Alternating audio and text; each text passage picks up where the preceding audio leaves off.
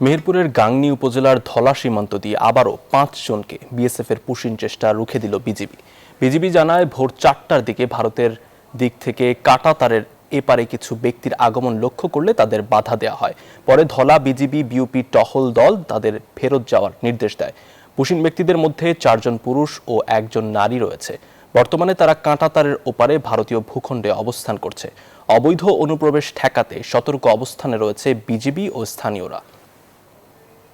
৫ জনকে পাঠানোর চিন্তা ভাবনা করেছিল, চেষ্টা করেছিল। জনগণ এবং বিজেপি এরা জানতে পেরে ওরা ফেরত নিতে বাধ্য হয়েছে। এর আগেও এসছে এবং এখনো ওরা পাঠানোর জন্য ওরা খুব তৎপর করছে। এই জন্য বিজেপি ২৪ ঘন্টা সীমান্ত পাহারা দিচ্ছে। পুশিনের বিস্তারিত খবর জানাতে মেহেরপুর থেকে যুক্ত হচ্ছেন সহকর্মী ডালিম সানোয়ার। সানোয়ার, পুশিন ঠেকাতে বিজিবির ভূমিকা কি দেখছেন সেটি বিস্তারিত জানাবেন আমাদেরকে। ধন্যবাদ সামাদ। বেশ বিরতির পরে মেহেরপুরে আজকে ভোর ৪টায় এই ৫ জনকে পুশিনের চেষ্টা করেছিল বিএসএফ, কিন্তু বিজিবি এবং স্থানীয় জনতার প্রতিরোধের মুখে তারা কিন্তু ভারতীয় যে ভূখণ্ড কাঁটাতারের এপারে সেখানে কিন্তু তারা ফিরে যেতে বাধ্য হয়েছে। এবং শেষ খবর পাওয়া পর্যন্ত আমরা ৪৭ বিজিবির অধিনায়ক রাশিদ কামাল রনির সাথে কথা বলেছিলাম এবং ভারতীয় বিএসএফ তাদেরকে তাদের যে ভারতের অভ্যন্তরে কাঁটাতারের ওপারে কিন্তু তারা ফেরত নিয়েছে।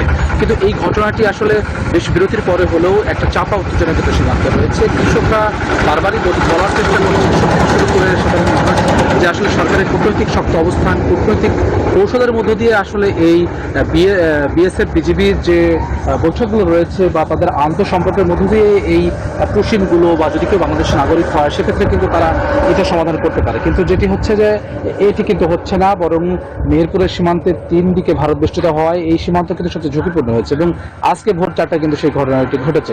তবে আমরা অবিশ্বস্ত সূত্রে আরও জানতে পেরেছি যে সেখানে আরও কয়েকজন ব্যক্তি অতিরিক্ত ছিল যারা কিন্তু তাদেরকে পুশিনের চেষ্টা করার সাহস আসলে বিএসএফ দেখায়নি এই প্রতিরোধের ফলে। তো যার ফলে হয়েছে যে সেটি ভারতের এই অপচেষ্টা বা অপকৌশলকে আসলে রুখে দিতে বিজিবি বিএসএফ শক্ত বিজিবি এবং সাধারণ জনগণ বেশ শক্ত অবস্থানে রয়েছে।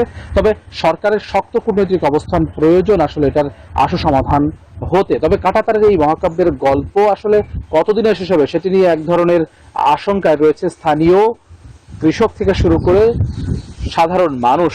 একদিকে সরকারের রোহিঙ্গা চাপ, অন্যদিকে এই পুশিনের ঘটনাটা আসলে সরকারকে তার রাজনৈতিক ও কূটনৈতিক অবস্থানের মধ্য দিয়ে মোকাবেলা করতে হবে বলছেন স্থানীয় যে সকল জনগণ রয়েছে। আমরা বিজিবি সদস্য যারা রয়েছে বা বিজিবির কর্তৃপক্ষ যারা রয়েছে তাদের সাথে কথা বলেছি।